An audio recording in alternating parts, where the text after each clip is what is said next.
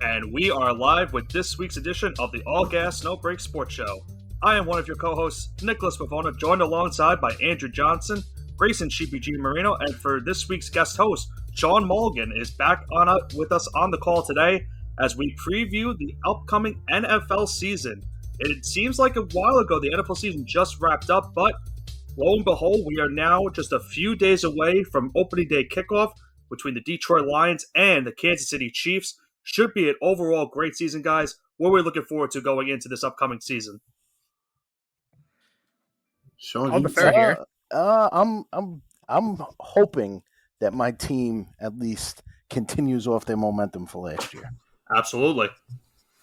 Other than that, I'm just really looking forward to football coming back again. Hands down, that's about it. I am thankful for Bill O'Brien for hopefully reviving the career of Mac Jones. I didn't think I'd hear that statement, but yeah. We're really going to start this off with that God. Listen, we'll be previewing each team as we go into the divisional talks. But man, yeah, it was a rough offensive season for New England last year. But lead off with Mac Jones. Yeah, that's what I was thankful for. I'm thankful for Bill O'Brien. He's got to be thankful for his team. He has no choice. Yeah, I mean, I guess so, but that's just. Are you not thankful for Wink Martindale? Always. I am always thankful for Wink Martindale. There you go. So I'm actually, as a matter of fact, I'm thankful for the entire coaching staff because honestly, Wink and Dayball, they have like the greatest sneaker game in the world. That's true though. They always are looking good. They always got fresh kicks on. Like it's hot. And we'll talk about the Giants a little bit later on the show as we preview the NFC East. But overall, what are some of the bigger storylines that you guys have off the top of your head going into the season? There's a big time off season, a lot of moves being done. Obviously, one of them was Aaron Rodgers going to the Jets. We have some coaching changes as well, and a lot of movement overall in terms of free agency. What really stood out to you going into this offseason, and what you're going to be looking forward to as the season is just a couple of days away from kicking off? I'm going to say, and it really pains me to say this, and I'm sure it pains Johnson to hear it, but to me, it's got to be Aaron Rodgers and the Jets. Yeah. No, I'm excited to look at that too because they're gonna be under a microscope. They already are. They're on Hard Knocks. Here we go.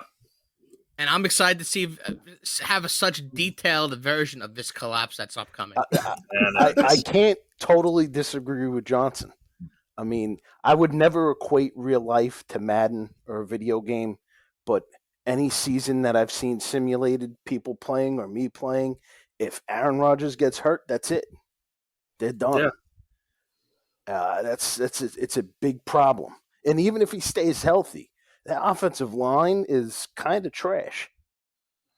That has been a weak spot for the Jets for a while now, and that is going to be something that they're going to have to fix as the season goes on, potentially, or maybe just in the offseason. But there's there's a short window for the Jets to try to win a Super Bowl because you essentially have Rodgers for maybe at most 2 seasons.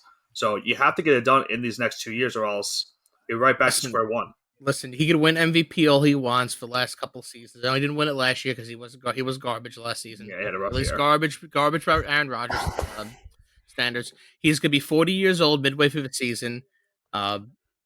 He's not really that strong offensively anymore. I think he's kind of tapped unless this somehow revitalizes him, like the way Tom Brady went to Tampa Bay and kind of gave him a boost in all his stats. I don't think it's going to be the same way for the Jets because Tampa Bay already had way more established stars than the Jets, so it's going to be interesting. Yeah, but you know, at the same time, though, I mean, I really just think Rodgers is more excited, if anything. Like, this is the first time I feel like he's had a younger core around him, I guess is the way I put it, where he doesn't have to worry about pissing off any older receivers. Like, they're all new to him. I mean, you got Garrett Wilson, who looks like he's going to be an absolute unit. He might have Devontae Adams 2.0. Maybe. And that is our first sheep take of the podcast. Not even 5 minutes in. That could be the first mush of the season, though. I was about to say, total mush. Yeah. It's all right. You know what? I'll take that risk. Garrett Wilson's a beast. Any Jets fans out there, I apologize in advance. I don't, but still I know sorry. you don't. No, I really don't. But yeah, there was just a lot of movement in the offseason. Another move the Jets made was also getting Dalvin Cook, which I think is another thing to look out for this season and see how they handle both him and Breece Hall in that backfield. But yeah, go ahead, John. I think that was one of the low key underrated moves, if you could say it's underrated, of the offseason or preseason, whatever you want to call it. Him and Breece Hall together. I mean, I don't think this town has seen a combination of backs like that since Ron Dane and Tiki Barber, or Earth, Wind, and Fire. Yeah. I was going to say Earth, Wind, and Fire. It's just, it's the Giants 2.0 essentially. Yeah, I will say they have undeniable talent in their backfield. That's one at their skill positions. 100%. Very good. 100%. I still don't believe in the defense, but I'm sorry, Nick, I was cutting you off. No, you're fine. Go ahead. I don't know about the entire defense, but I know their defense's front 8 or at least front 4 is insane. Yeah, they got one of the best defensive lines in the NFL. Secondary is really good too. The secondary is fire. I mean, didn't Jalen Hyatt just burn Sauceville? You're talking about I'm not I don't know. I don't care about the preseason is pointless because nobody's playing up to snuff. Yeah, like you gotta give it a second. Like, well, here's what I'll say. It seems like as if we're already getting into maybe some of the previewing for each division. So I say since we're already starting off with the Jets, no, it's not a big issue that we're going ahead of schedule, and that's fine whatsoever. We've already talked about some of the Jets moves. Let's continue in the AFC East. I'll let Johnson, go defer to him if he wants to go now or maybe later on as we preview the rest of the division. Would you like to preview your New England Patriots going into this upcoming season? Yeah, so I'll go into the New England Patriots. We still don't have wide receivers. We somehow got Juju Smith-Schuster. Yeah, you got Juju. Yeah, I mean, he's going to be the guy, but is he actually the guy? Let's be real. I mean, he'd be a wide receiver, too, on any other team. That's what I'm trying to say. But what I will say is we have some pretty sneaky players like Kendrick Bourne, which I think is going to make a really big leap this year. That he was getting involved last year. Even though he's technically slated as receiver, you're going to see my favorite player, Matthew Slater, which is the greatest special teams player of all time. Oh, man. Mr. Pro Bowl himself. At tight ends, I think we got a good duo in Mike Gesicki and Hunter Henry. Yeah. They're both pretty injured a lot, so maybe get 16 games out of both those guys. In the backfield, I like it. We got Ramondre Stevenson, who had a really strong campaign last year, pretty much kicked Damian Harris out of New England, and they brought Zeke as his backup. I think that's a really good 1-2 punch. You can say what you want about Zeke, but I think as a backup, he'll be great. You currently have Malik Cunningham and Bailey Zappi on the practice squad. There's Matt Corral too today, I think, the practice squad. Yeah, so you're going to have a lot of guys going out there trying to get reps, try to be the eventual number 2 quarterback. And I think you have some good pieces on defense like Kyle Duggar. I think he's going to continue to improve because he is such a great athlete. And now that he's learning in a defensive system under Belichick for a couple of years, I think he'll be one of the surprise players this year. All this will finish second division, though. I mean, that's what you could only hope for. How about dead last? Okay, I've said this. I've said this publicly to multiple people. Grayson, I will bet you $1,000 that they do not finish last. I don't see them finishing last, Grayson. I don't see that happening. I bet, and every person that's they're going to finish. Okay, I'll bet you $1,000 they're not going to finish last. If you have that confidence, Tua stays alive, they're finishing dead last. Yeah. If Tua and Aaron Rodgers both somehow don't get injured when they're playing for 2 of the most cursed franchises in the history of the NFL. I disagree, though. I think the Jets locker room is built on Indian burial ground. I can't. Oh God. I'm not a big fan of Zach Wilson, but they won. They're still winning games with him. Great. Is it enough to finish? No. Above the Patriots? Yes, the Patriots suck. No, it's not. And Mac Jones is their quarterback. That is basically... You're just an Auburn hater. No. What are you talking about? You're a big fan of Auburn, so you hate Alabama. Yeah, he's an Auburn. He's an Auburn fan. That's a hater of Alabama. Of course, that's facts. I'll agree with that with you, Johnson. Like I said, Grace, if you want to take me up, it's public out here right now. I'll take you up $1,000. I don't trust a single Alabama quarterback. Sorry. Oh, but you trust Ohio State quarterbacks. Which means Bryce Young, he does not trust either. I will never trust that man. You trust Ohio State quarterbacks. Gotcha. All right, well, let's move on for the next team, because I think we got a little bit carried away with that. We're going to preview who we think is going to win the division and where each team will finish in this AFC East. How about some of the moves the Miami Dolphins made in this offseason? Obviously, there's been rumors as of late that they might be trading Jonathan Taylor.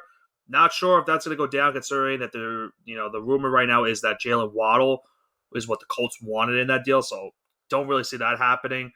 But the Dolphins' biggest move of the offseason, they got Jalen Ramsey from the Los Angeles Rams.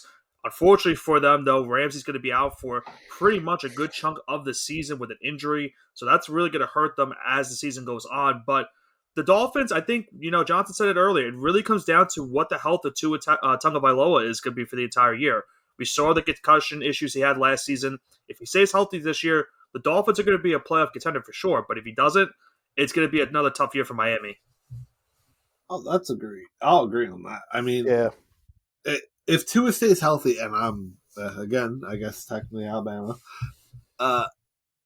if Tua stays healthy, they'll be in contention. If not, they're awful at quarterback. It's awful. Jets legend Mike White's the backup. Don't you dare! But I don't hate it though. I love me some Mike White. So you know what? Maybe I'll be surprised. This guy, I don't get his takes on quarterbacks. Would Mike White ever do wrong? No, because you're over here shitting on Mac Jones. Like, oh, but I love Mike White. Yeah, well, I mean, Mac Jones has been a bum his whole career, including what has Alabama. Mike White done so far? He's pushing 28, 29 years old. What has he done? He has produced with terrible Jets teams. He had that one game, and everything else was trash. No, he's had 2 good games. I'll give him 2. He had one good game, and everything else was garbage. And this comes from, you could say what you want about Joe Beningo and Evan Roberts and Craig Carton. These are Jets fans that hate the guy. Period. They wanted to see him perform, and he didn't. When the bright lights were on, he did next to nothing. Man, I still love me some Mike White. I can't help it. If I was a Dolphin fan and Tua got hurt, I'd be fine with Skylar Thompson. I'd rather have Skylar Thompson than Mike White. Skylar did decently in that playoff game. That's fair. I mean, I'd even be fine with them going on to the scrap heap and signing Matt Ryan out of a nursing home. Okay, I don't know about that. Matt Ryan cannot do anything anymore. Matt Ryan's got a nice gig at CBS. Let him stay there. He could do more for me than Mike White. I disagree. Why are we having this conversation? I don't know. Grayson started this nonsense. I brought up Mike White, but at the same time, I think it would. Grayson seems to think that Mike White is the greatest thing on the planet. No, I did not say that. This is as bad as the take I had about Jay Cutler, and he compared him to Cam Newton. All right, let's move on to the next team because Cam Newton's still better. That. I'm not. No, you're an idiot, Grayson. You're an absolute idiot. We're just not gonna get there. For Buffalo Bills wise, not really big time offseason moves for the Bills. They did get Dalton Kincaid in this past NFL draft. That's pretty much the biggest move they made of the offseason. They're going to be without Von Miller for the first couple of weeks of the season as well. But again, this is another make or break year for the Bills. There's rumors about Stephon Diggs potentially wanting out, so you really want to keep him, happy and stay with the team. But if Buffalo doesn't get to the Super Bowl this year or even win it, who knows if there's going to be changes being made in the next couple months for this team. So they really need to get something going. Otherwise, like I said, who knows what this team's going to be looking like next year. Well, they fired the DC, if I'm not mistaken, right? Leslie Frazier, yep, they got rid of him. Yep, they fired Leslie Frazier. He was the sacrificial lamb. I think it's the entire coaching staff. Yeah. What has the head coach of the Bills done so far? I mean, McDermott's had some great years overall. I mean, they had a really good opportunity that 1 year.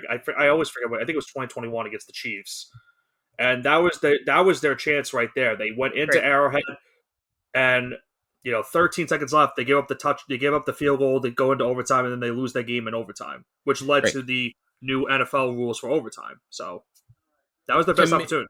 So to me, he's done nothing in 6 years. He's had 6 years at head coach, and the most memorable moment he has is losing in the AFC Championship game that he got. The last time he was there was the COVID year.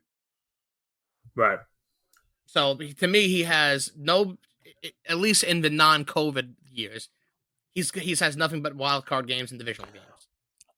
I mean, this kind of strikes me as, and I don't want to say that this team is as good as that Giants team that won Super Bowl 42, but this kind of strikes me off the gate as the same kind of feeling. Everybody wants the coach gone, and Tom Coughlin came out and responded. I'm not saying that it's going to work out the exact same way for Sean McDermott and the Bills, but that's what I see out of this. Everyone wants him gone. He's on the hot seat. If they start out, however, fire him, and maybe that's the motivation they need. Yeah, but you know what, too, though? I mean, I understand what you're saying. Like, yeah, they've lost in division rounds and they lost in the AFC Championship, but like, you're forgetting they went up against the Chiefs twice. Yes. And the Bengals. Like, it's not like they're losing the bum teams. So Grayson, I understand, but it's not like they're losing the bum teams, like you said. What is the definition of insanity? But it is doing the same thing over and over again and expecting a different result. You're talking two of these games are one possession losses. Like, right, but one of them was so egregiously bad. Oh, that's no, why. I'm not disagreeing. That's the point. And at the end of it, this guy, at the end, he's still responsible for the rest of his, of course, coaching staff. So he goes down with the ship. Look, until he has a losing season, I see it very hard. Or a subpar season, I see it very hard for them to Well, listen, this division is going to be one of the toughest ones in football. You could venture to say it's probably the toughest division in all of football because it is. Each team could make a case to winning this division and 100%. Fighting for a postseason spot. With that being said, who do we have winning this division? And you can even list off how you rank these teams in the standings at the end of the season if you want to. But overall, who do you think is going to win the AFC East? Can I speak? Sure. Bills, Patriots, Dolphins, Jets in that order. Bills, Patriots, Dolphins, Jets. Jets in last place. Okay. I'm going with Bills. Oh, man. Bills, Jets, Patriots, Dolphins. Okay. Bills, Jets, Dolphins, Patriots. You know what? I feel like I'm going to do Buffalo a favor. No, pick them. Pick them. No, you got to pick them, Nick. You got to pick them, Nick. You can't not pick them. Yeah, but then they're going to get mushed. I don't want to do that. I can't do that to Buffalo. Doesn't matter. Sean, you know I can't do that to Buffalo. I know. I didn't want to pick them for that reason either, but I'm going to bite the bullet. I'm going to put the New York Jets as my division winner. And congratulations! Now we've mushed both the Bills and the Jets. That's a good thing. Well, maybe not for Buffalo, but it's a good thing for the Jets because I want that team mushed to hell. So someone at least is happy. I can't do that to Buffalo, having all four of us pick them. In my heart, Buffalo is going to win, but I think if there's going to be a second team that gives them the most problems, it's probably going to be the Jets. That's in my opinion, but I could be completely wrong. We'll now stay in the AFC. We'll move on to the next division, and we'll go into the AFC North. And this is another division where you could make the case that each one of these teams has an opportunity to win this division. I know it's crazy to think about that with the Bengals and having their strong success the last couple of seasons, but Baltimore is still a team that's been contending these last couple of years. The Browns have been getting better at the last 2 years, and Pittsburgh is still a young, scrappy team. But who knows? Any given day, they could pull out a win, considering the type of caliber head coach they have in Mike Tomlin. Overall, you look at some of these teams and what they've done in the offseason. The Bengals have had an up-and-down offseason. They lost both their starting safeties. They did get Orlando Brown from the Kansas City Chiefs to be the new blindside blocker for Joe Burrow. They are going to have some issues, it looks like, defensively on the season. But overall, their offense is still one of the best in the game with Burrow, Mixon, T. Higgins, Jamar Chase, Tyler Boyd, just to name off a few. They got Irv Smith from the Vikings as the new tight end. Where do you guys look at Cincinnati going into the season compared to these other teams as they look to be another, have another opportunity to maybe get back to the Super Bowl? I still say that Cincinnati's the class of this division right now. I agree. I don't see it any other way. Pittsburgh, I don't believe in Kenny Pickett. Not yet. That's fair. Not right now. He's not proved that he could do anything. Still early, yeah. And I mean, Cleveland's Cleveland. They're gonna be there and do what they do, and the same with Baltimore. I mean, Baltimore, I like a little bit more what Baltimore did in the offseason. I like the signing of Odell. I wish he would have got signed with the Giants, but whatever. I like Zay Flowers, again, another guy I wish fell to the Giants. But they're kind of, to me, Cleveland and Baltimore are kind of interchangeable. I think for Baltimore, the issue for them the last couple of seasons has been injuries, and that's what's killed them these last couple of years. Lamar Jackson got injured last season. They had to start Tyler Huntley down the stretch. They still made the playoffs despite that fact, but not having your former MVP playing for you really hurts your opportunity because it takes out one of your dual threat opportunities and one of your best players overall, not only on your team but in the entire NFL. So I think for Baltimore, if they're going to have any chance this season, they just need to stay healthy overall, which is not easier said than done. Well, all these guys got to stay healthy. Obviously, yeah. It's if Deshaun, let's in a miracle situation where not miracle, but an unfortunate situation where Deshaun Watson, Joe Burrow, and Lamar Jackson all get injured, is it set? And the Kenny Pickett does take that second leap. Is it the Steelers division all of a sudden? Maybe, but they all got to stay healthy. That's a lot of ifs, though. Yeah. I mean, it's a lot of ifs, but Lamar has his health problems. Deshaun hasn't been that great, and Joe Burrow's currently injured. So you never know. Unlikely, but you never know. Yeah. Well, I mean, Lamar is a running back at heart, so he could always get hurt. True. But remember, they changed offensive coordinators in the offseason, and that could lead to maybe them throwing the football a lot more. Tom Munkin from Georgia, who's the new OC at the Ravens, that's what they did at Georgia. They threw the ball a decent amount. So that could change. Maybe they'll definitely still run the ball with Lamar, but they might be leaning into maybe doing a little bit more passing in their system, considering now they have some new wide receivers to throw to. And you still have Mark Andrews, who's one of the best tight ends in all football. You could say that all you want, but I'm never confident Lamar Jackson actually getting through reads enough and quick enough where he ends up scrambling. So you could say that all you want. Oh, they're going to drop back. Lamar's still going to scramble more than anything. Of course.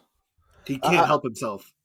I think, to me, the biggest problem with this Baltimore team is, and this is something I talk about with my friends at work and my friends out of work and stuff, is that growing up when I was in high school and whatnot, those Baltimore defenses were insane. Yeah. From my freshman year of high school probably until about the time I turned 25. They just kept finding guys and replacing guys, and they never lost. They never lost anything. Their defenses were just as good, if not better, than the previous year. It is unheard of, and their defenses are just not the same. Right. Yeah, but I also think that comes down to. I mean, I just think at that point they just had a great scouting department, and now the league has changed where scouting, I think, is a little bit more, I'd say, generalized, I guess is the best way to put it. Where for the most part, you don't see as many diamonds in the rough because people. Oh, I'm saying defensively. Like, you'll find them offensively, but defensively, who really is a diamond?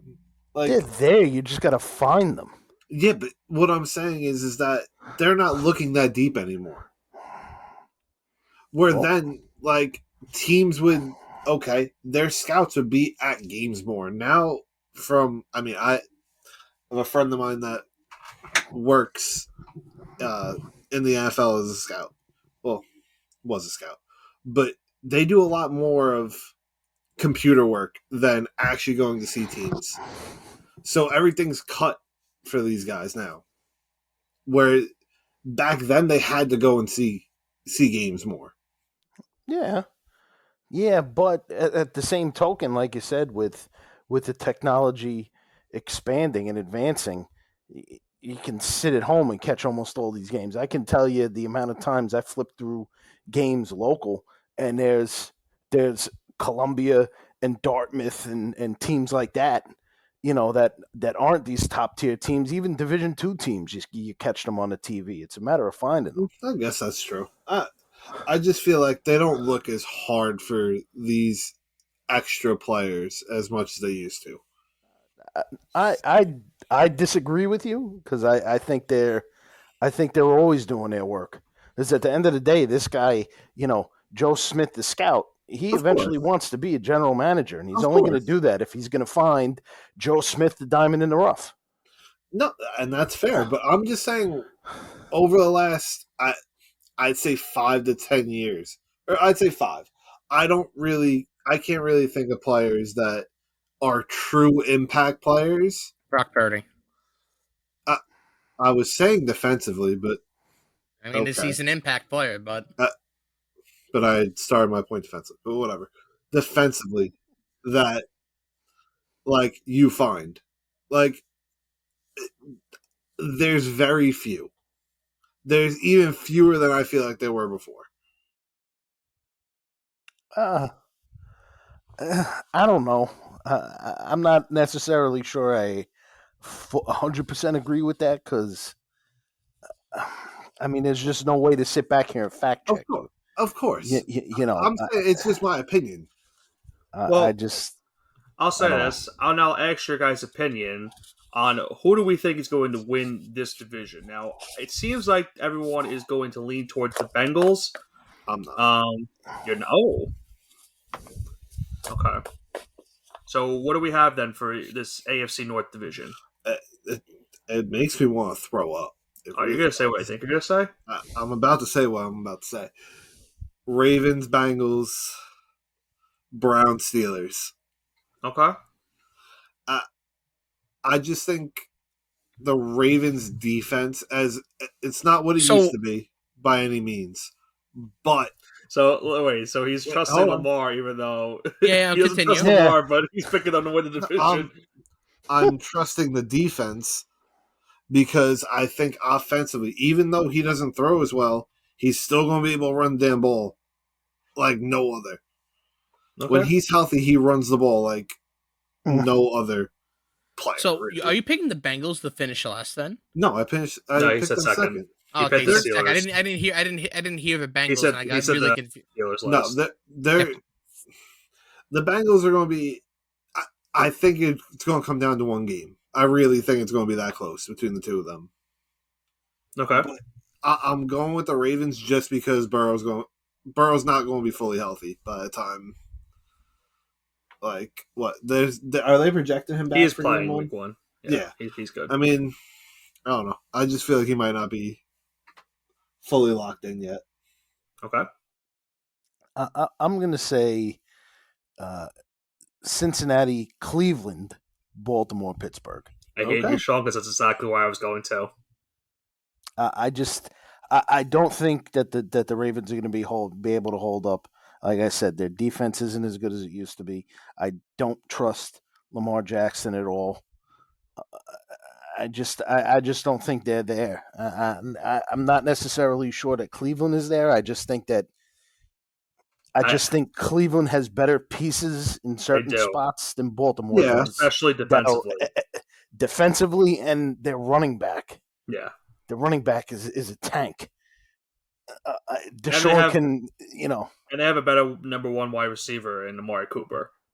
100%, 100%. Yeah, and yes, they have the better quarterback play in Baltimore, but Watson, I think, with a half season played last season, if you want to call it that, and now he gets a full season this year, I think you'll start to. And listen, I don't want to see it happen because of what he did, but yeah, I think you'll start to see the old Deshaun Watson in terms of his game ability and playing style. And that could lead. I think that could lead the Browns. I have them as one of my playoff teams this season, so I really could see the Browns making a nice jump this year. And I think it's big also because Stefanski could be one of those guys in the hot seat maybe at the end of the season if things don't work out for Cleveland. So I'm not sure, but I think they get it done this year. They make the postseason once again. All right, I don't disagree. So I'm gonna go fade both of you guys. I'm gonna say Bengals, Steelers, Ravens, Browns. I like what the Steelers did. I think Kenny Pickett's going to take that second-year leap. I don't think it's going to be enough to win the division, but I think it's going to be enough to get them into the playoffs. Maybe win 9 or 10 games and finish second in the division. I like that I have Deontay Johnson, George Pickens, Allen Robinson. I think Pat Freiermuth is going to make a really, really big leap this year. But I'm still taking him at second for now. Joe Burrow number 1 and the Steelers number 2. Okay. We'll move on next to the AFC South. I think we all are. I think there's nothing really much to talk about here. The things you're going to look forward to in this division is how is Jacksonville going to do in their quote unquote second year now under Doug Pearson after a very good year one where they made the playoffs, won a playoff game, almost won a second one against the Chiefs. You expected them to make some new strides and get back into the postseason this year. You look at the rest of the division, the Titans are in a quarterback carousel right now. Tannehill could be the starter. It looks like he is for now, but they also have Will Levis and Malik Willis. They got DeAndre Hopkins in the offseason, which I think really does help that offense overall. You still have Derrick Henry. Their defense is honestly, in my opinion, one of the more underrated defenses in the entire NFL. I don't think a lot of people talk about how good their defense has been the last couple seasons. So I think that will maybe keep them in the hunt. I just don't think that's enough to get past Jacksonville. The Colts, what much more can you say? You have a rookie quarterback going into this year. Jonathan Taylor is not going to be playing the first couple games, maybe potentially the entire season. So that already hurts your offense as it is. And I'm not sure how they're going to do overall in the season. I think this is just a development year and see how Richardson does and, see what you have in him. And the Texans are kind of the same thing. I mean, you have a rookie head coach as well as the Colts do, but you have DeMeco Ryans in Houston with a rookie quarterback and C.J. Stroud. Also got Will Anderson in the NFL draft. They have a lot of, tough pieces to build off of. Not really good wide receiving core. Dameon Pierce is one of the better younger backs in the NFL. That's going to be something to see if he has a good sophomore season after a really strong freshman campaign in terms of college, if you want to go by those type of terms. And you look at their defense. I mean, Anderson's going to be one of those guys they're going to look forward to maybe being the next quote-unquote J.J. Watt for that team to be the quote-unquote leader of that entire defensive front. But other than that, I think we're all pretty much in agreement that Jacksonville, it's their division to lose. Yeah, 100%. 100%. It's not even close, honestly. And unless someone is feeling risky like we were last season. Nope, I'm good. We'll move on to the AFC West. My only last comment go ahead. on the South is what Indianapolis did in the draft. They missed a big opportunity to draft a guy who's going to be the best quarterback that comes out of this draft in Will Levis. Oh my God! They drafted. I'm serious because they drafted a project. Okay, I think the kid will be fine, but he needed to go to a team like Tennessee where he could play behind somebody for a year, maybe 2. No, that's what Levis. I don't think the kid is ready. Well, apparently Levis isn't ready. They're not starting him. And that's smart. It's smart. We need to get away from. I understand that you're taking these guys in the first round and all this stuff, and yeah, it's great. It's the financial investment. I feel like we're gonna come back to this conversation, and Sean's gonna probably not be happy about Levis. But you need to get away from this. Yeah, I drafted the guy number 1. He has to play. No, he doesn't have to play. He has to develop. You're not taking this guy for one season. You're taking this guy for potentially 15 years. Listen, the Colts are pretty much in the case of you want to see what he is. And I think I agree. You got to see what he is, but I just didn't. That pick because you essentially started Gardner Minshew kills a third quarterback. Because you essentially, if you start Gardner Minshew, you're essentially telling your team, yeah, we're not ever going to bother this season. We're just essentially quote unquote tanking. No. I mean, maybe, but no, you're not. What you're saying is that this kid, we drafted this kid. We want this kid to be the next Peyton Manning or whatever you insert franchise quarterback. So we're pushing him off for developmental reasons. This team isn't the team around him. I mean, offensively, outside of Quentin Nelson, it's not the greatest team. He doesn't have the greatest weapons. Jonathan Taylor's gone now, so forget that. There's no one there. There's no one there. Yes, but also too though. I mean, just in the Minshew situation. I mean, Minshew's been a backup quarterback bouncing around the league for how many years now? I think you don't really have much of a choice. And I love Minshew, but no, go ahead. Go ahead. In this specific situation, the Colts don't have a choice. They didn't have a choice. They had to take a guy that they thought could at least attempt to produce right now. But again, what we're missing the point is that I'm not worried about hurting Gardner Minshew's feelings. I'm not worried about putting him out as a sacrificial lamb because of his and messing with his head. If I put Richardson out there before he's ready, he's right, but I'm not trying to mess with his but you know development what overall. You know what you're missing? The whole point. The whole game of NFL is a business, and what's going to attract Colts fans going to these games? No, I know, I get it. I get it. I understand. You have nothing else to attract your fans to go to right now. I understand. I just don't agree with that. I'm also. I'm sorry. I'm from the old school. I still believe in you sit for a year and develop, and you start year 2. I'm personally a guy that trial by fire.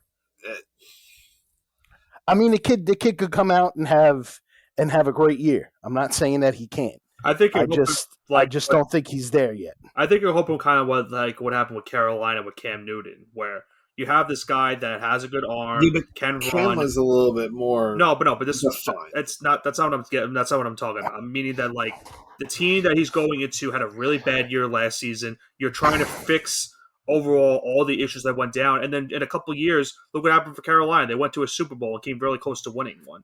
The Colts, I'm not saying are anywhere near a Super Bowl, but if Richardson has a good rookie campaign, that will want to attract people to want to go play for the Colts once again, because you have a really good young quarterback that can lead you to that chance of getting that Super Bowl ring. But also, too, this is more even a hockey thing, but when it comes to salary cap, too, now, look at what these quarterbacks are getting paid off their rookie deals.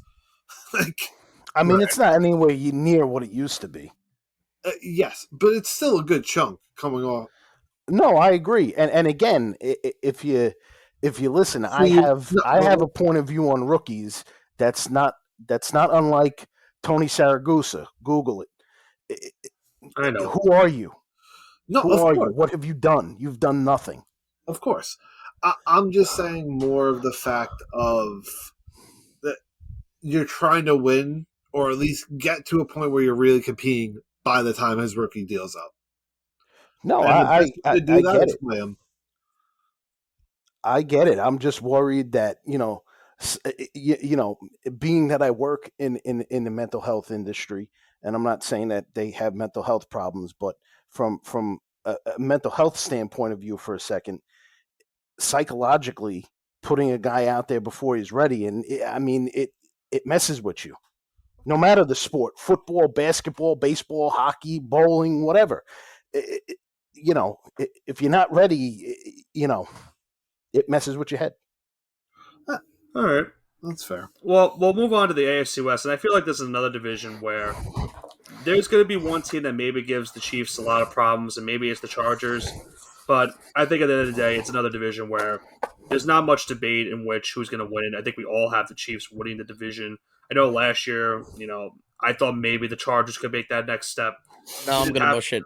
Didn't happen to be. We did mush it. Yeah, you're absolutely right. No, I'm going to mush it again this year. I'm picking the Chargers. You're going to take the Chargers again? Oh. Yeah, I have to be. I got to be right eventually, right? All right, so I guess you can't find that logic. I'll ask you in a second about your decision with that picks. But you look at some of the teams in this division. Obviously, the Chiefs are coming off a Super Bowl win. They're still, no matter what happens, what happens in the offseason for them, they still have Patrick Mahomes, the best quarterback in the game. They're going to be contending for a Super Bowl for the next couple of decades at this rate. The Chargers have a good team on paper, but it's really all about taking that next step. Johnson will ask him in a little bit about how he thinks the Chargers will make that next step and overtake the Chiefs this year in the division. The Broncos, Sean Payton is going to have to hopefully be your savior and try to fix what happened, all the really bad stuff that happened for this team last season, because It can't go any worse for Denver after what happened. And you're really hoping that Russell Wilson gets back to old form. Otherwise, Denver's going to be looking into a quarterback change potentially at the end of the season. And the Raiders, quarterback change. They have Jimmy Garoppolo now. I don't really like what they did this offseason. And I think, I don't know if everyone's going to agree with me, but I think they're probably the worst team in this division. I like actually Denver more than them I disagree. I think Denver. Yeah, I disagree. It's fine. I just don't like this Raiders team right now. Anytime you have Josh McDaniels as your head coach, I just don't see it. It doesn't work out. It didn't work out last year for Vegas, and I don't think it's going to work out again. I don't know. I like. Well, first off, I think that the Raiders, obviously, I think they got the best tight end in the draft, and I think they got a guy that's going to develop. And as much as this hates me, he's going to develop into the guy from Dallas, and I'm not saying his name. Okay. But that kid is going to be the next big thing at tight end, Michael Mayer. Okay. Yeah, it's definitely potential there. I think offensively, I feel they have better weapons than what Russell Wilson has never. And Jerry Jeudy got hurt today. Yeah, with Jerry Jeudy getting hurt, right? I agree. I just think that for some reason this is going to backfire for Vegas. It just seems like that's been the continuing thing that's been going on for them these last couple of years, and where they made the playoffs a couple of seasons ago, and everything that could go wrong for them has gone wrong, right? You've had players getting, go to jail, players getting fired for posting videos about guns.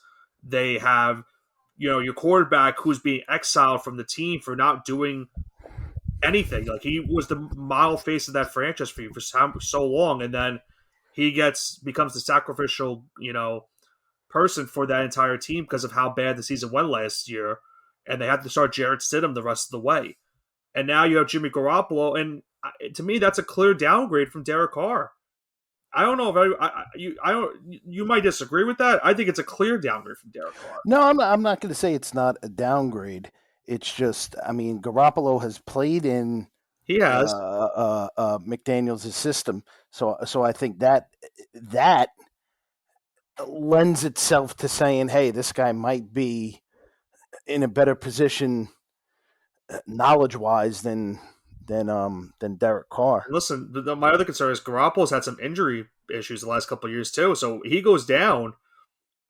I don't even know who's next man up for Vegas. I think it's who is it? It's Aiden O'Connell, Brian Hoyer, Aiden O'Connell. Yeah, it's one of the two. I mean, it's either a rookie quarterback or a veteran that's been there for how long now.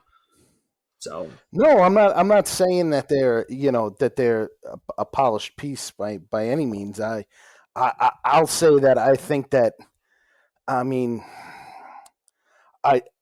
didn't like them passing on a quarterback in this current draft. Nope. I thought maybe they should have drafted somebody, given that you had a need and you chose not to take anybody. It puts you in a real precarious position as not only as a general manager and a head coach, but you're now relying on next year. Right. How far down can you kick the bucket? Well, for that team.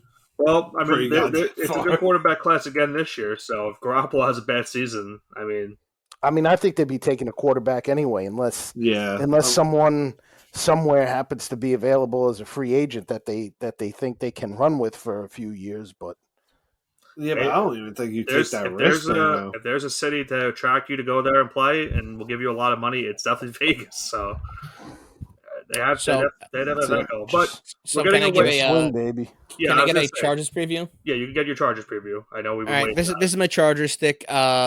Justin Herbert's going to come bounce back. Austin Eckler got paid. Well, he didn't get paid, but he got his contract he wanted.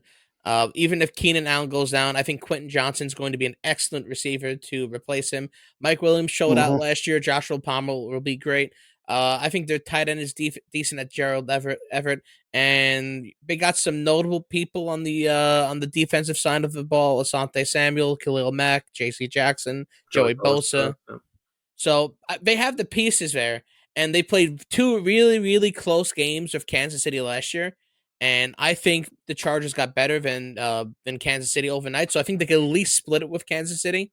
That makes sense. I think they could at least win the game at home. Because Okay. it came really, really close last time. It was too unfortunate. I think it was 2 picks at the end that weren't Justin Herbert's fault. They went off the gloves or the hands of the receivers, which caused the interception, which really turned the games around. So I think if they don't suffer that bad luck, I think they can win the division. It's definitely. Actually, no, I can't say it's I definitely think- possible. I I mean, mean, it's not out of a realm of It's possibility. not out of the realm of No, possibility. it's possible. The Chargers Of course, says they but- just have to get over what it's been a consistent thing for their franchise, and they're really cursed. You got to think about it. They're a cursed franchise because a lot of things that you've had so many good Charger teams throughout the past couple of years, and it just seems at the end of the day it's never good enough. And I feel like that's where you get with this team. This is a great team on paper, but you have a consistent team ahead of you in Kansas City that you just can't seem to get over the hump with.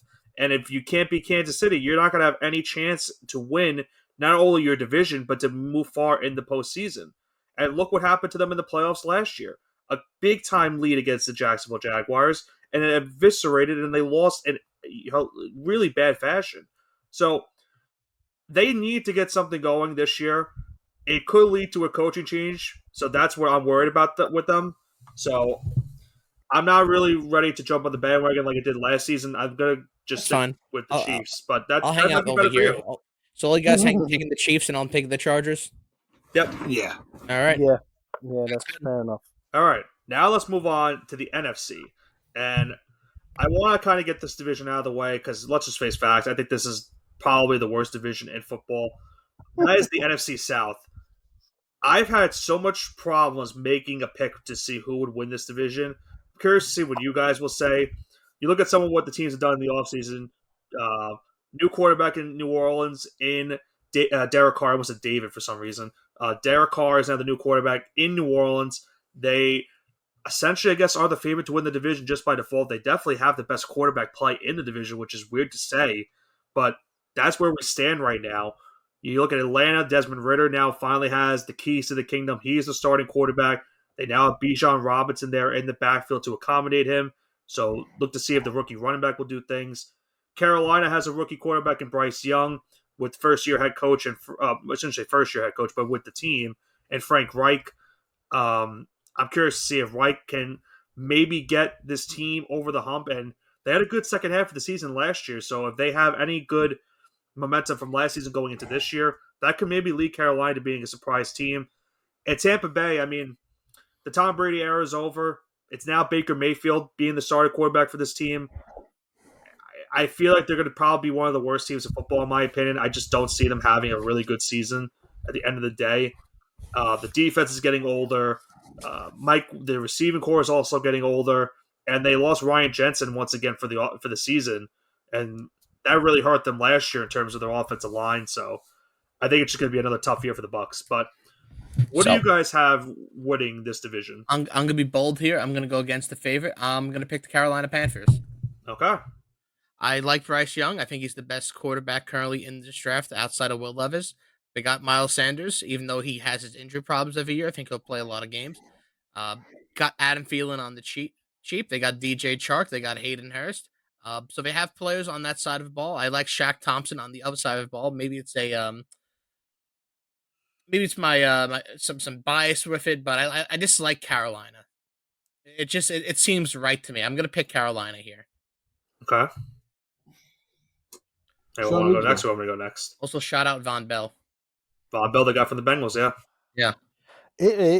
I don't. I'm going with New Orleans.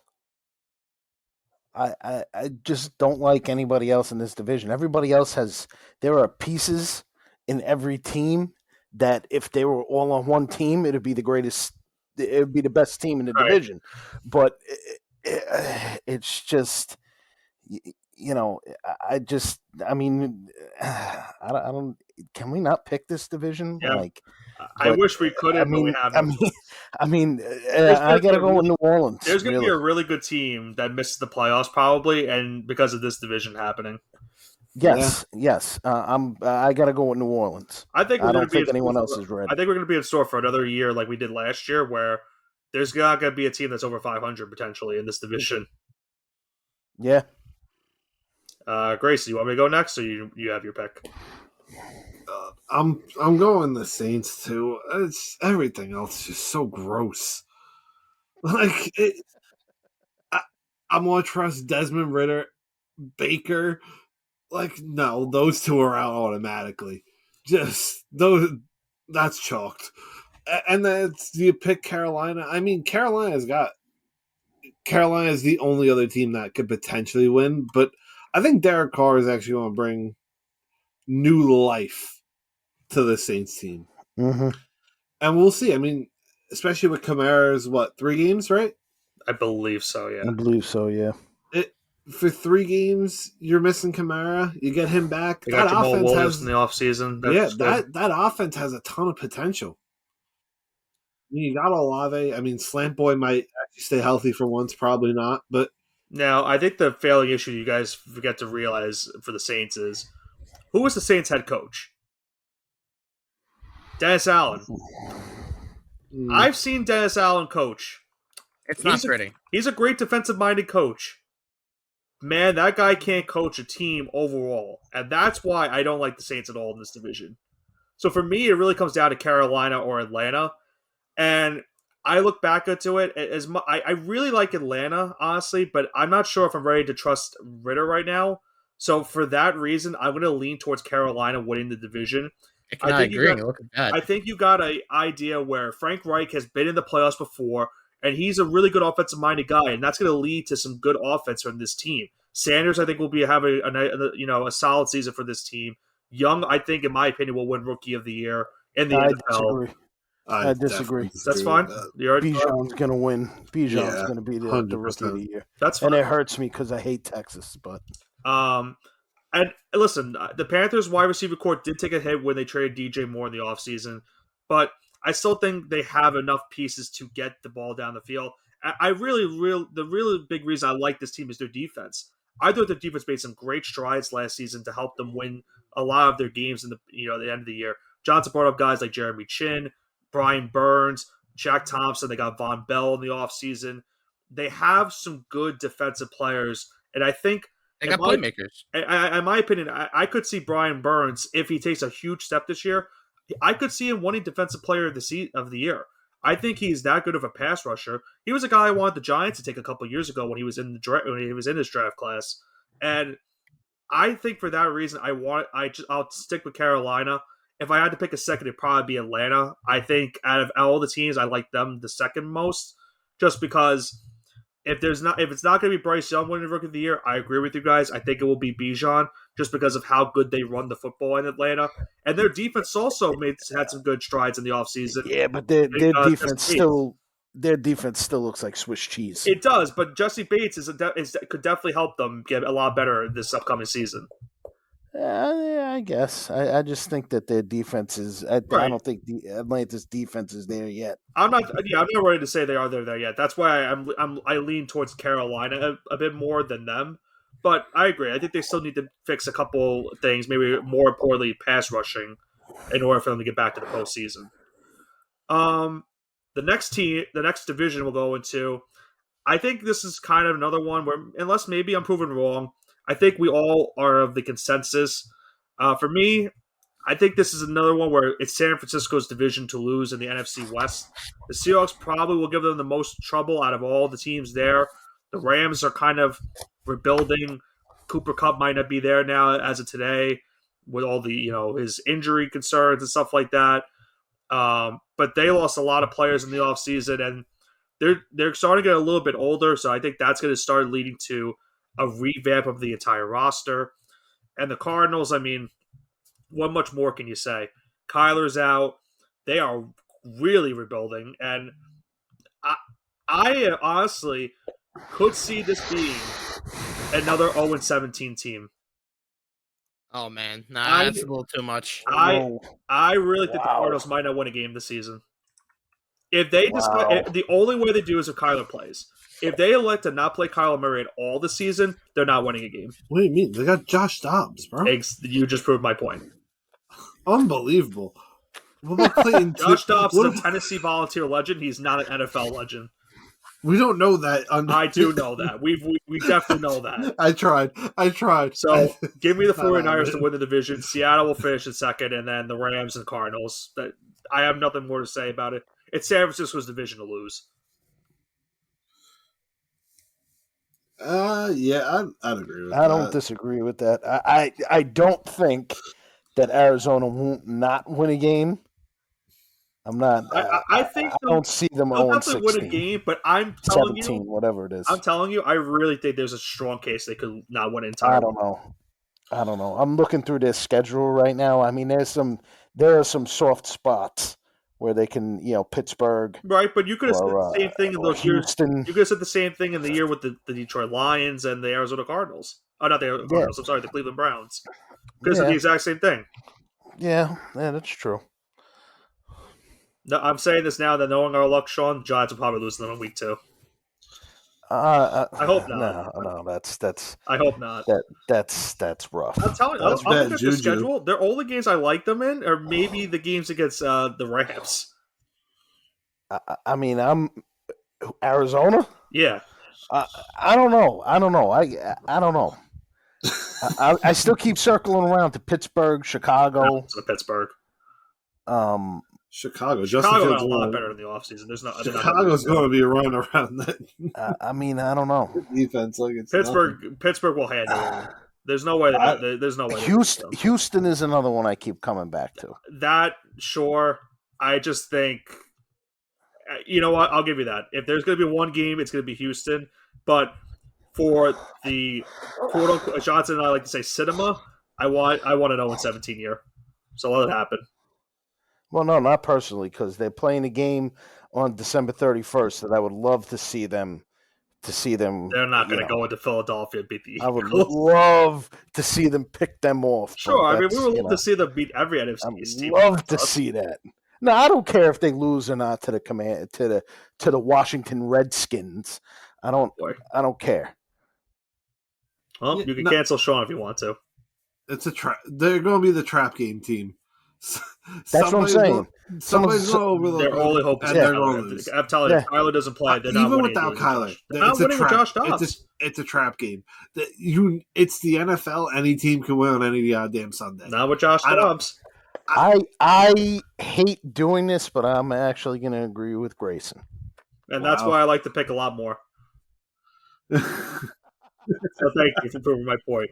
All right, let's move on. Yeah, we can move on to the next question. I don't think there's really much more we have to say about the NFC West other than the Niners. Clear-cut favorite. But the Seahawks, like I said, did make some good moves. They got Jackson Smith and Jigba in the draft. I thought that was pretty good for them. So I think they'll be they'll be in the postseason hunt. Let's move on to the NFC East. I know I was going to potentially save this one for last, but the NFC North, to me, I think is a tough division to pick personally for me, so I want to save that one for last. Let's move into the NFC East. Obviously, the Eagles were in the Super Bowl last year. They did lose a lot of players in the offseason, but they did make some trades, getting DeAndre Swift, and they got Rashad Penny as well in the offseason to replace the running back field after they lost Miles Sanders. They also got Jalen Carter in this past NFL draft with Nolan Smith. So they got some good defensive players to help fix, any needs that they have on the defensive side of the ball. They pretty much have overall most of the same team from that Super Bowl run last year. You got to believe they are the clear-cut favorite to win this division. But for Sean and I, obviously, we're hoping that our New York Giants take another. You are not a Giants fan, Grayson. No, you're only a fan because of David Sills. That's it. You are not. It's because of Brian Giants Dable. Fan. No, okay, you are not a Giants fan. You are Grayson. a Giants fan because Brian Dable went to Ranger playoff games. That's you it. know what? I've sworn my allegiance. I'll last about 4 and years. I told you last year we rejected you, and I don't give a shit because I still root for Too them. bad. You're gonna have to deal with it. You are rejected. I will say this though: we do not accept you as a Giants fan. Giants. I really did like what the Giants did in this offseason to try to accommodate what happened last year. Daniel Jones got paid. They brought Barkley back on the 1-year deal. They made some, they got Deontay Banks in the draft. Trey Hawkins has looked like a really good player for them in this past, this training camp in the preseason. So that's a guy they found in the 7th round that might be a boundary corner for them this coming season. That'd be great. Isaiah Simmons, I thought was a home run trade for them. Great. Boogie Basham they got as well for the Buffalo Bills. If you're able to develop these guys to where they were supposed to be in the NFL draft, that's a home run for New York overall. They also got Jalen Hyatt in the draft, who I love personally. I think he'd be a really good wide receiver for this team. John Michael Schmitz is the new starting center. That's a big upgrade, in my opinion, over John Feliciano. That was your first round pick. Yeah, that was a rough one for you. I really do like what the Giants did this offseason. I think they are going to be in contention to make a playoff spot. Only concern is going to be their schedule. They have one of the toughest schedules in the entire NFL going into this season. And I think if you want to prove to be a playoff team once again, you got to get past that tough schedule. And I think if they're able to win 9 to 10 games, they'll probably be back in the playoffs once again. I don't think it's out of the realm of possibility. I could see them winning 9 games out of this. I can see them winning 10 games out of this. Yeah, I think it's real for me. There's it's a swing of either going 7-10 or 10-7. There's there's a couple of games. I've kind of said this. The last 3 seasons. Right. I think I'll be fine with. I won't be fine, but I'll accept any of those records. Well, I think after making the playoffs, now you want to see them back in it. You don't really want to obviously miss it. Of course, but I can see a scenario based off of the teams they're playing in which they do finish 7-10. Yeah, it's possible. And it pains me as a Giants fan because I don't want to see that happen. But I mean, there's also a part of me that sees them going 10-7 out of this, right, or anywhere in between. And then you look at the rest of the division. The Cowboys have had some moves in which they got rid of Ezekiel Elliott. It's now Tony Pollard's show there. They got Brandon Cooks in a trade with the Houston Texans. They also got Stephon Gilmore in a trade with the Colts. They're going to be contending for a playoff spot as much as I hate to say it. They're still a good team, roster-wise. It's going to be up to Dak Prescott not throwing a lot of interceptions like he did last season. And Dak is trash. Yeah, it's pretty hard to win football games when you have a quarterback. So I think for Dallas, it's going to be another year where Cooper Rush. I'm not saying that. I'm just going to say, well, remember, they have Trey Lance now, too. Don't forget that. Oh, yeah. Cool. It's going to be another year in which you're hoping, if you're a Cowboy fan, you're hoping that things don't go wrongfully for you, like how you have the last couple of decades, but I'm okay with it not going their way. So let's see some. I'm always okay with it not going Dallas's way. Let's keep it going that way. No offense. F Dallas. And then for Washington, this is going to be an interesting year for them. They have a new quarterback in Sam Howell. We saw him in the final game of last season. Now he gets the full-time reign at quarterback for this upcoming year. They won't have Terry McLaurin, it looks like, for week 1 against the Cardinals. So he'll be out for that game and maybe more, depending on what his injury status is. But Commanders, listen, new owner, a lot of things to look forward to if you're a fan of them and hoping that maybe things will go right under the new ownership. They have a team on paper that's not terrible. I just think it's up to Howell for this season to see if he does good. This team could be contended for a playoff spot. If he does bad, then they'll be in contention for maybe the number 1 overall draft pick. So who knows? Yeah. I think the defense will carry them the way. Yeah, the defense is definitely one of the best defenses in football. I think the defense will carry them the way. I think, I don't know. The bright spot for me, if I was a Redskins fan, is that their owner's gone. Well, that was the Super Bowl. I wish, I could only wish that the New York Knicks would do that with Jim Dolan. Oh no! Hey! Don't bring up Jim Dolan over here. Let's keep it civil. Hey, listen. The Mets finally got rid of Will Ponds. It is now time for the Knicks and Rangers to step up and let's get rid of this guy. I'm not getting into this the conversation with this. He hasn't done anything in the last 5 or 6 years. He writes checks. He's not cheap. He's been staying out of the media. I don't care. We're staying off this topic. All right. Sean, I'd agree with you. He does stay out of the Rangers stuff, so I can't hate him too much.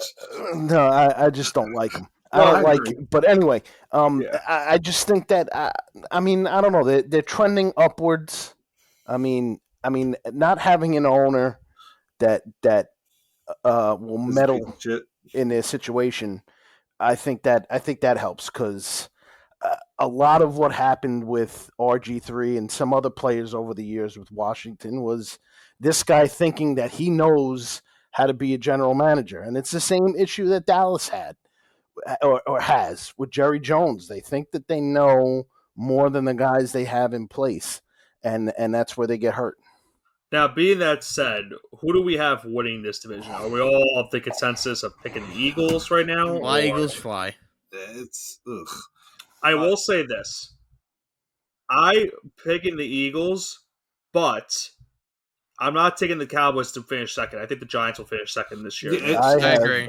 I agree with that. I have Eagles, I- Giants. Eagles, Giants, It's- Cowgirls, and Redskins. It's not Yeah, that's even the same any way I bias have it. against I Dallas. have got all of them. Okay. It's more of the fact that I look at the Cowboys schedule. They have a lot of tough games this season. And, Yeah, they really do. and I'm not going to say I'm concerned that they're going to lose a lot of those games, but I'm just saying those are not going to be easy games for them this upcoming year. And Agreed. I feel like the Giants, I think where you're going from, the Giants, so many games last season, you saw this team where on paper they should not have won, and they were able to sneak them out and pull off those wins. And I think you're basing it off and building it off of that from last season. If that happens again this year, I think the Giants should finish better than Dallas in the standings. But I wouldn't be surprised still if Dallas, despite being in third place, still makes the playoffs just because the NFC is kind of weak overall in terms of, star power from these teams. Yeah. And then we go into the final division. That is the NFC North. And I'm going to love with you. I've had a lot of problems picking this division because I said it a while back. I could make a case for each team in this division winning the entire thing. The Lions right now are the sentimental favorite. Great end of the season last year. They made some good moves in the offseason, one of them being getting David Montgomery for their backfield. They also got Jahmyr Gibbs in the draft. Those are some pretty big moves for their offensive side, as well as having Amon-Ra St. Brown still as one of their top players on the team. Aiden Hutchinson, their star draft pick from last year as well. The Vikings won this division last year, had a really good season in the regular year, and they lost some big players. Adam Thielen and Dalvin Cook, most notably, from their offense. They lost to Darius Smith on the defensive side. Danielle Hunter has been asking for a trade. Did get signed back, though, but he's on a one-year deal right now, so he could be going very soon. And Kirk Cousins is also on an expiring contract very soon. So the Vikings could be in a scenario where they either win the division this year or they're going to be making a lot of changes going into next season. So they're a weird team, kind of a tweener team for me right now. I'd be asking for a trade if I was Justin Jefferson, to be honest with you. And they're trying to sign him as quickly as possible. I'd want out if I was him. Doesn't look good. The Green Bay Packers, we know the story. Aaron Rodgers is no longer the quarterback. It's now Jordan Love's opportunity to get the start. This is a very young Packers team, kind of not really synonymous with old Packer teams in which they have a lot of veteran presence. A lot of young talent on this team. Christian Watson, Romeo Dobbs. They got Jaden Reed in this past draft for their offense in terms of receiver. You look at the defensive side of the ball, that's really what's going to have to keep the Packers in this entire division. It's going to really come down to their defense. Jair Alexander and Rashawn Gary, most notably, as well as Kenny Clark, are going to have to be the leaders of that defense in order to keep them alive in that NFC North. So it really all will depend on how Jordan Love will develop in this first year. If he doesn't have a good year, then they probably will look into drafting a quarterback in this upcoming draft or maybe try to sign someone in free agency. And then finally, for the Chicago Bears, they did a lot of moves in the offseason. Obviously, had the number one pick, traded it down to Carolina. They got DJ Moore in the trade as well. They were able to overall make some big-time moves in the offseason. Got Tremaine Edmonds from the Buffalo Bills. I believe they also got, I'm trying to think of his name, from the Philadelphia Eagles. I believe TJ Edwards is his name, the linebacker. They were able to really fix that defense in the offseason, which was a big problem for them last year. And Justin Fields had a pretty strong second half of the season last year as well. And you got Darnell right now on the offensive line with him as well to try to protect him. The Bears, I think, in my opinion, made a lot of good moves in the offseason. And I think I'm not ready to say that they are my pick to win the division, but they could give the rest of this division a lot of problems just because if everything goes right for them, it really could be this good sign up trending towards for Chicago as the next couple of years go on. But Yeah, go ahead. No. I was just saying, I agree, kind of. But with that being said, who do we have winning the NFC North? I'll start if you want. Yeah, go ahead. Give me the Packers. You kind of summed it up. I like what they have on both sides of the ball. I am a firm believer in Jordan Love. He studied Aaron Rodgers for a couple of years when he was really, really good. Kind of similar, following that Packer tradition of taking a quarterback early, sitting him for a year or two, maybe even 3, learning the schemes, learning the offense, and then performing in the rookie year or the quote unquote first year starting. So I think that's what's going to happen. Okay. I guess I'll go. I'm going to go probably the Minnesota Vikings. As much as I think there's a lot of turmoil, they're a solid group still. You have JJ, you still got Kirk. I think Madison's actually a really good running back.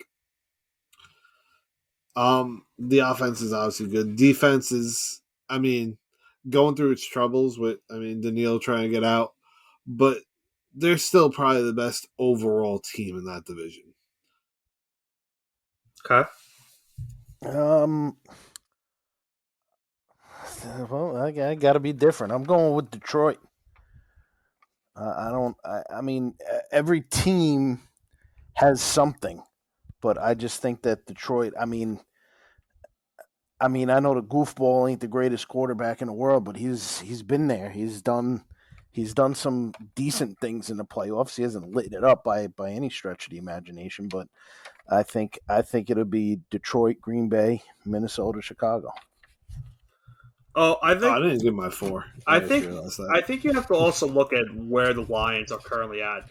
It's not a coincidence that they're being put on the opening game of the season against the Kansas City Chiefs. The hype is there for this team right now. They're one of the favorites in the NFC to get to the Super Bowl, and obviously they haven't been to the Super Bowl in their team's history. So there's a lot to be looked at for this entire team in terms of getting there. For me, though, I don't know. I want to believe in it. I like Dan Campbell. He's one of my favorite coaches in the league. I really want to pick the Packers, but after what they did to me last season, I'm not ready to do it. So I'm going to lead towards Detroit winning the division. I'm not really happy about the pick. It's just was really disgusted by what the Packers did to me last season. I'm just not ready to take them again, but I could really see them win the division. I probably put them in second place. And truth be told, I think the Vikings are going to finish in last place. I don't think they're going to be good this season. I think I like the Bears a lot more than them. I think you'll see Justin Fields take that next big step this year. I definitely think he's going to take that step. I just don't know if the rest of that team's good enough for it to really matter that much. Will be the biggest, one of the biggest things for them going next season, I think. Yeah. They got some weapons on offense, but again, I don't know. I just don't like their defense. Mm-hmm. Yeah, that's fair. I like some pieces, but I just don't like their defense as a whole. Yeah. Yeah, listen, they revamped it in the offseason. I think they made some decent moves to fix it, but I just don't think it's quite there yet. I agree with you. I definitely think the Lions are going to be a really good team this year. I don't know. I think it's a lot of pressure for that team right now. Yeah. And I think Dan Campbell's a good coach, but I don't know if they're going to be able to really hold it off. I just think Minnesota's been there, done that. I think they'll be able to hold on just enough. All right, so now we'll go into our picks for the NFL MVP. We'll just give a quick reasoning as to who you think is going to win MVP before we head into our Super Bowl matchup, and then we head into the final segment, which is our Mushing Hour. So who do we have winning MVP this year? Jalen Hurts. Okay. Jalen Hurts, he's going to live off the hype. It can't beat Mahomes every year.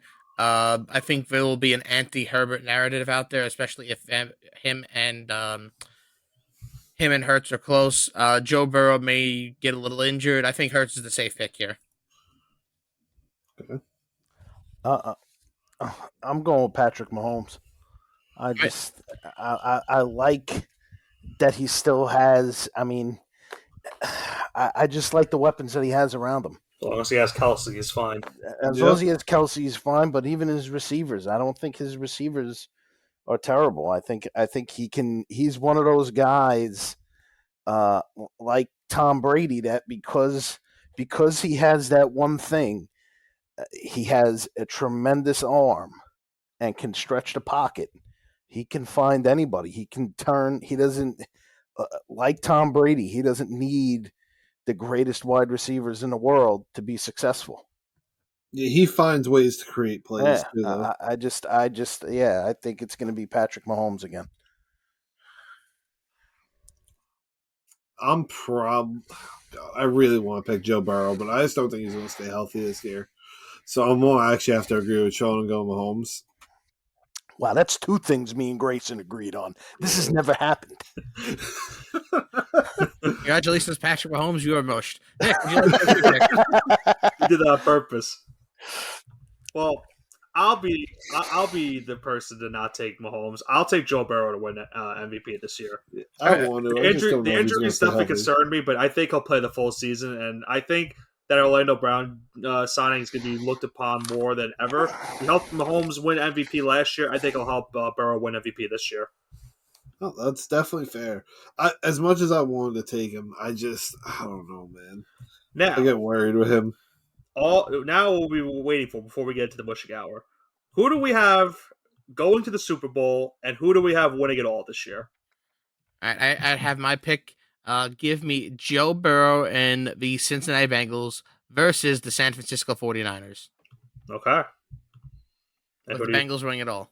Okay, the Bengals winning it all. Ooh, that's a good one. Sean, you go. I have Kansas City versus Detroit. Got the Lions in the Super Bowl. Okay. All right. And then you wake up. Wow. No. I see that. I don't. First off, I don't trust any of the teams in the NFC. I don't think any of them. I don't think the winner of the Super Bowl is coming out of the NFC. There's no way. Oh no. I don't trust Philadelphia. They've, besides being a rival of mine, but from an objective standpoint of view, I just think they've lost too much. San Francisco is kind of the same thing. I don't think they're quite there yet.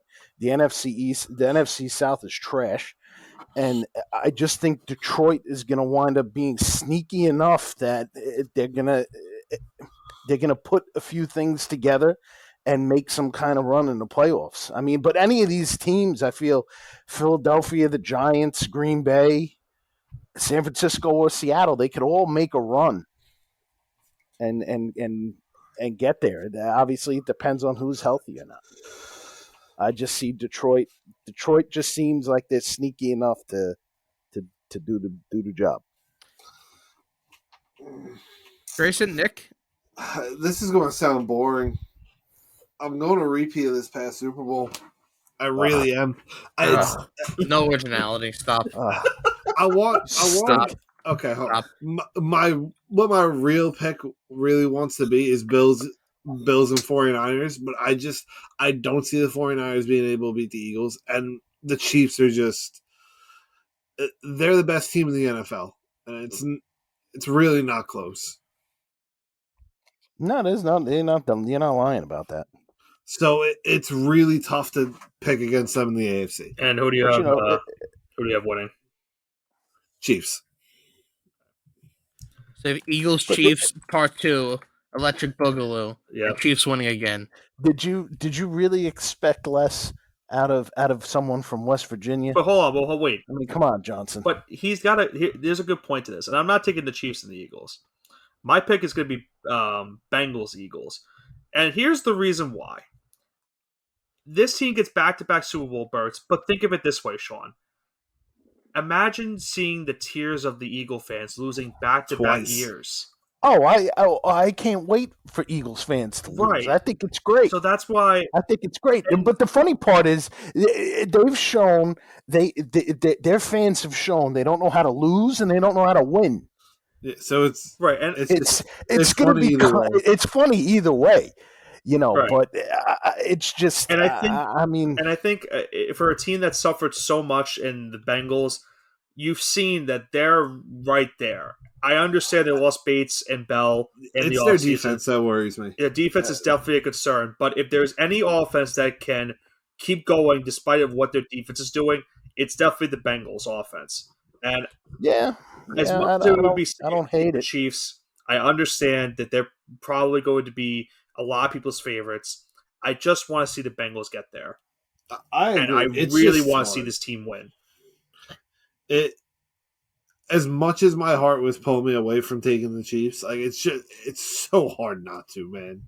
Like I just think Patrick Mahomes, to me, I mean, he kind of goes. He's kind of like, again, another comparison to Tom Brady. He gets when the big lights turn on, he just He's a goes to beast. another level. he's just a beast.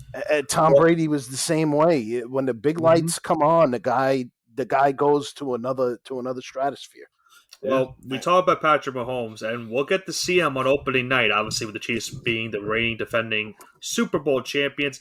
They will be playing on opening night on Thursday, September 7th against the Detroit Lions as we now commence, Johnson, the Mushing Hour. Where, if you would like to tell the listeners at home, what does the Mushing Hour entail? Well, that's a great question. So the mushing hour is when winners become losers and losers become winners, simply because we say so, because by the power of all our mushing, what we think is going to happen, usually the inverse happens, hence the mushing hour. Correct. And last year we had an up and down year in the NFL, so looking to make better picks this year and help some of the viewers maybe not think this is the Mushing Hour. I think as an aggregate, not to interrupt you. I think as an aggregate, we did pretty well. We hit about 55%, which is more than you could really ask for. As long as you're in the green, that's all that matters. So, with that being said, the Lions and Chiefs play on opening night. The current line for this game, the Chiefs are 6.5 favorites. Over under is 54 points. Who would like to get us started with the first NFL Mushing Hour pick? Lions with the points. Lions plus 6.5. Okay. I think it's a lot of points to cover. What's the point line? Minus 6.5 Chiefs. For an NFL game, especially early in the season, 6.5 is a lot of points.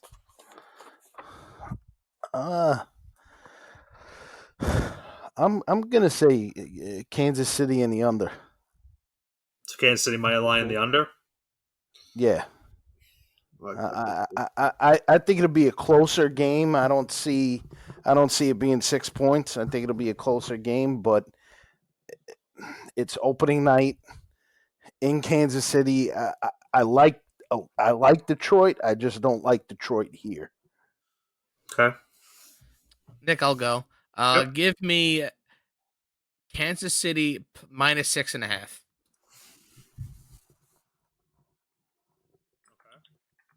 And you got to pick now? And I will take the under for this game. I think that the spread is too really concerning for me to take right now. I do love the under, though. I agree with Sean, where it's opening night. These defenses are going to come out to play. You're going to see these offenses early on in the season. They're not going to be, gelling just of yet. It's going to take a little bit for these new offenses to, overall be good as the season goes on. So I think with that, I think you'll see a low-scoring game.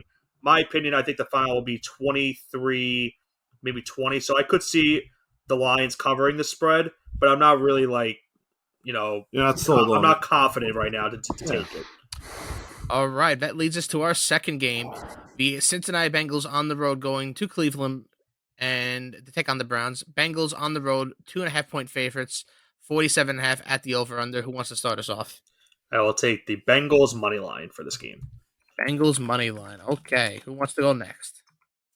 I'm going to take the Browns. Money line or points? I'm going to take the Browns and the points. Okay, so expecting a close one. The Browns could either win outright or lose slightly. Okay. Johnny, what was the spread again? 2.5 Bengals. Yep. You know what? Give me the Bengals minus the points. All right, and I'm agreeing with Grayson. So 3 out of 4 of us picked the Bengals to either win or the points. So good Sean's luck, Joe Burrow. Yeah. Wow, Mushing Hour off to a great start. So for next game, we have the San Francisco 49ers on the road going to the Steel City, Pittsburgh, take on the Steelers. 49ers on the road, 2.5 point favorites. 40.5 is the over/under. I'll jump on that. I'll take the under. I'll play it quick. These are two of the best defenses in the NFL. I don't think you're going to see a high-scoring game. I think you'll see a 17-14 final. Just not really sure who's going to win the game. I could see the Steelers actually pulling this one off. See, I'm actually going 49ers minus the points and the under. So 49ers points and the under. I'm going 49ers and the under. Wow. Okay. Sean and Grayson agreeing. Agreeing, yeah. And you all took the under. That means to take the over. I'm taking Steelers plus 2.5, though. I think it's to be a close one. I think the Steelers will lose maybe on a last-minute field goal that puts up the 49ers maybe 1 or 2 points. So I'm going to take Steelers plus 2.5. Okay. The next game we have are the Los Angeles Chargers and the Cincinnati and the Miami Dolphins. Excuse me. Wrong animal. Dolphins on the road going into Los Angeles, so it's going to be a Dolphins home game. Chargers -3, technically at home, but not really. Over under at 50.5.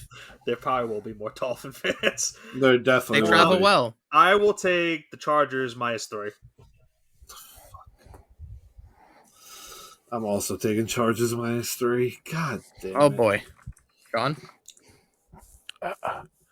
He wants to do the same fucking thing. God, I really hate that, but I got to say the same thing.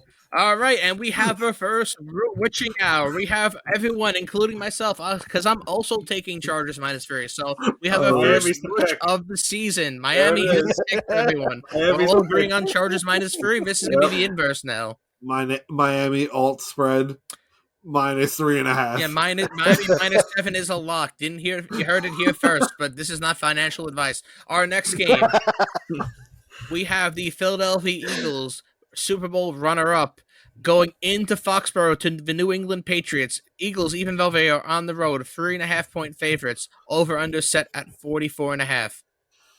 Eagles alt spread -6.5. All right, that's gonna have Pave writing that down. I have Philadelphia and the under. Money line or points? Points. Okay. Nick? Can I just ask for a tie at this rate? I don't want either of these teams to win. You could ride with me, Nick. I can't. Well, that's the usual Sean thing of wanting both of their team buses to collide on the interstate on the way to the game. Well, I'm not going to hope for that, but I'm going to take. Unfortunately, Johnson, I can't take the Patriots. I'm just not ready to do that right now. I'm going to take the Eagles. I'll take them. You know what? I'm going to take the Patriots plus 3.5. I think the Eagles will win on the last second field goal. All right, Nick, I respect you more than these other two because I'm taking Patriots money line because if I took Patriots points, I'd be rooting for failure. So I got to take the money line. I got to take the 15. At least, listen, I didn't say they were going to lose. I took the points. Listen, I respect that. I appreciate that. Our next turn, the next team we got the Cheeseheads, the Packers, going into Chicago to play in the worst stadium of all time, taking on the Bears. No, it's FedEx Field. Now, Soldier Field is old and outdated, but I hear what you're saying because FedEx Field is also really terrible. Yeah. How can you say that Soldier Field is bad? FedEx Field, the toilets were running into the stands last year. Anyway, all right, the second worst stadium in the NFL, Chicago Bears at home, -1 favorites. It's going to be Jordan Love's debut game. Over/under set at 43.5. Who do you guys got? Tough game. I got Bears -3. Okay, Grayson alternative spread. They're going to win by more than a field goal. This is basically a pick'em if you look at it. This is a pick'em. Yeah. It's definitely a pick'em. It is a pick'em. Okay. I got Packers in the under the points. Okay. Oh, yeah. This is tough pick. I think, honestly, being that it's his first start, I know he had a start against the Chiefs a couple years ago, but it's his first true official start as an NFL starting caliber quarterback. You know what? Screw it. I'm going to take the Packers money line. All right, Packers money line. I'm also going Packers money line. So Nick and I are both agreeing that the Packers are going to win outright. Someone's essentially saying they're going to win too. Yeah, I mean it's +1. Yeah. They could still lose on a last-minute field goal. That's possible. Or last-minute touchdown. Grayson thinking the Bears are not only going to win, but they're going to win on more than a field goal. Okay, we have our second primetime game of the year and our first primetime game of Sunday Night Football of the Dallas Cowboys going into MetLife Stadium. Remember now, the Dallas Cowboys have beaten the New York Giants every single season for the last couple of years. I don't think the Giants have won. Listen, this is important betting-wise. This is important betting-wise. I'm not doing for digs. I don't think they've beaten the Giants since. I don't think the Giants have beaten the Cowboys since 2019. But no, I think it was 2020. Okay, it's been about whatever the year Dak got hurt. It's been about 3 years. It has been a while. Yeah. About 6 or 7 games. So Dallas riding high on this winning streak going into East Rutherford, New Jersey. Remember, this stadium is not in New York because of Sheldon Silver. All righty then. So we have Dallas minus 3.5 favorites on the road. 46.5 is the over/under. Gentlemen, your picks. I'm thinking Giants money line. Oh no! Why would he say that? Because I hate the Cowboys. Cowboys. What's wrong with you, Grayson? Because I hate the fucking Cowboys. Can Johnson make his pick? Because he's the most impartial person here. I can. I'm not going to take Giants money line, but I am going to take Giants alternative spread -2. Oh man! I think that you guys win by a field goal. I think it's gonna be a tie game, and you'll nail a field goal. Oh no, we're gonna mush them so bad, dude. Not like this. This sucks. This is like the playoff game all over again with the Vikings, where I didn't want to take the Giants because I didn't want to screw them. Oh, this really stinks. Oh, Giants in the under. Points. okay. So Giants plus 3.5. All right. And the under. I think it's safe. No, you know what? I'm gonna be like Johnson earlier, where if I take plus 3.5, that's just essentially being okay with losing. I'll go with Giants money line. Screw it.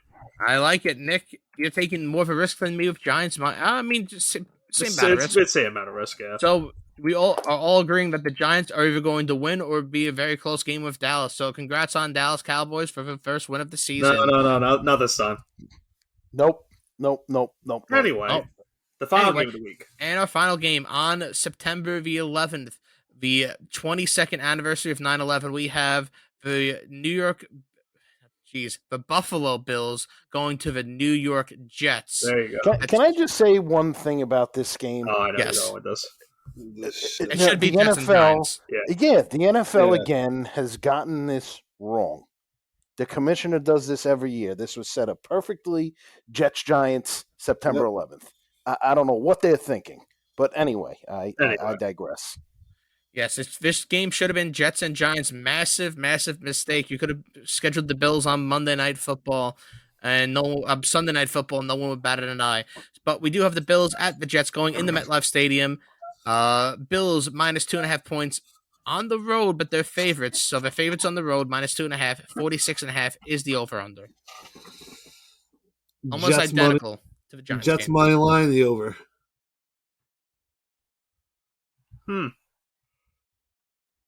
Okay. Feeling it. It's in my bones. I know Shaw's not going to pick the Jets. No. Buffalo, I'm saying Buffalo money line and the under. Okay, Nick. I'm struggling with this pick. Can you go back to me? Yeah, because I'm gonna take the New York Jets here. I'm gonna take the money line. I'm gonna take him because the NFL is gonna rig a game on 9/11 for the Jets with Aaron Rodgers' first start in prime time. You betcha. Damn, Johnson, do they just mail the script to you every year? They do.